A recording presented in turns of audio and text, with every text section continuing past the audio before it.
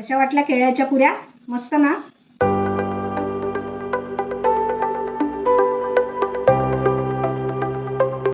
Friends नमस्कार, कविताज रेसिपीमध्ये तुम्हा सगळ्यांचं खूप खूप स्वागत आहे. कसे आहात तुम्ही? मस्त मजेत ना? आता शाळा चालू झाल्या आहेत आणि आपण सिरीज चालू केलेली आहे, शाळेचा टिफिन सिरीज पार्ट 2. तर आता ही दुसरी रेसिपी दाखवते तुम्हाला. लहान मुलांना गोड आवडतं शकता. बनाना पॅनकेक तर आपण बघितले आहेत यापूर्वी, पण सारखा बनाना पॅनकेक खाऊन मुलं कंटाळली असतील तर एक छान मस्त अशी केळ्याच्या पुऱ्या मी आज तुम्हाला दाखवते. अतिशय सोपा, पटकन सकाळच्या घाईत होणारा हा पदार्थ शाळेच्या टिफिनसाठी तुम्ही नक्की ट्राय करा. चला तर आता पटकन सुरू करूया. तर आपल्याला या केळ्याच्या पुऱ्या करायच्यात. त्याच्यासाठी इथे वेलची केळी आहेत माझ्याकडे, 4 आहेत. हाताने व्यवस्थित मॅश करून घ्या किंवा मिक्सरला फिरवलं तरी सुद्धा चालेल. तुम्ही केळी मॅश करून घेतली आहेत मी. आणि आता इथे पाव कप पिठी साखर घालते. एक छोटा चमचा वेलची पावडर आहे आणि ही दालचिनी पावडर आहे. आणि हे पुन्हा छान मिक्स करून घ्यायचं आहे.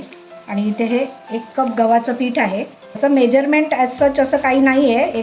एक कप मी घेतलं आहे. घट्ट आपल्याला पीठ भिजवायला जेवढं पीठ मावेल ना त्याच्यात तेवढं घालायचं आहे.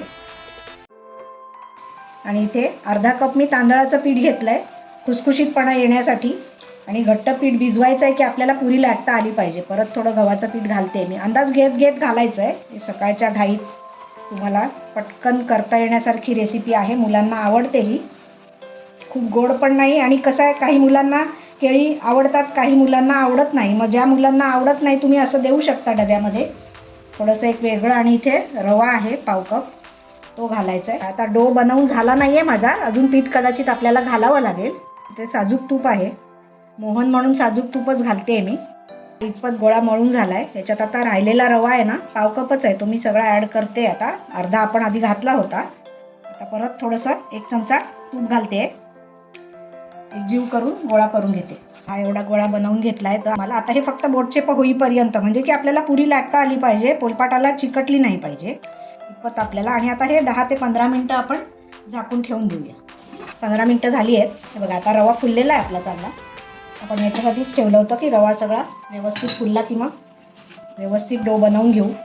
आता मी हा मोठा गोळा घेतला आहे आणि तांदळाचं पीठ आहे इथे असं लावून वरती. पोळीला अगदी लावतो तेवढं नाही लावायचं, थोडंच लावायचं, पोळपाटाला चिकटू नये म्हणून.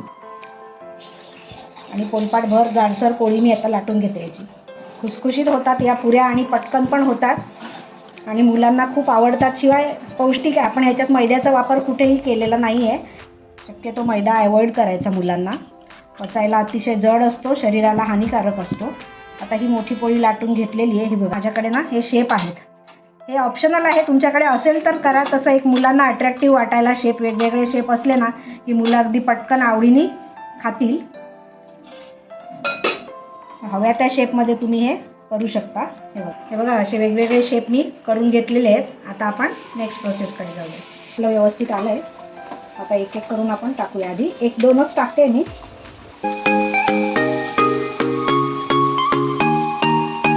मीडियम गॅसवरच करायचं आहे. एकदम गॅस मोठा पण करू नका वरून, कारण पटकन जळून जातील आणि आतून मग कच्चेच राहतील.